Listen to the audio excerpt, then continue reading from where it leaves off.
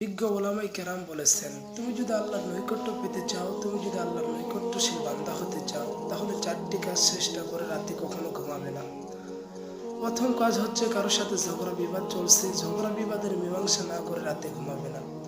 কারণ তোমার মৃত্যুর ব্যাপারে তো কোনো গ্যারান্টি নাই। রাতে যদি তোমার মৃত্যুর সময় হয় আর বিবাদী ব্যক্তি যদি আল্লাহর কাছে বিচার দায়ের করে, তাহলে সে সময় তুমি কি করবে? দ্বিতীয় কাজ, কোনো ফরজ কাজ বাকি রেখে রাতে ঘুমাবে না। মনে করেন এশার নামাজ, এটি একটি ফরজ বিধান। এই এশার নামাজ না পড়ে রাতে যদি আপনি ঘুমিয়ে পড়েন আর মালাকুল মাউত যদি রাতে আপনার কাছে চলে আসে, তাহলে এই ফরজ নামাজের ব্যাপারে আল্লাহ তাআলার কাছে কি জবাব দিবেন? তৃতীয় কাজ হচ্ছে, তওবা না করে রাতে ঘুমাবে না। মনে করেন দিনের বেলা কোনো গুনাহ করে ফেলেছেন, তওবা না করে রাতে যদি ঘুমিয়ে পড়েন আর মালাকুল মাউত যদি রাতে আপনার কাছে চলে আসে, তাহলে আর তওবা করার কোনো সুযোগ থাকবে না। চতুর্থ কাজ হচ্ছে, ঘুমানোর পূর্বে একটি উত্তম নসিহত না লিখে রাতে ঘুমাবে না। কারণ মৃত্যুর ব্যাপারে তো কোনো গ্যারান্টি নাই।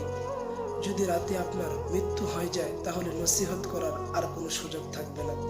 সুতরাং মৃত্যুকে সুনিশ্চিত মনে করে, মৃত্যুকে নিকটবর্তী মনে করে এই 4টি কাজ শেষ না করে রাতে কখনো ঘুমাবে না।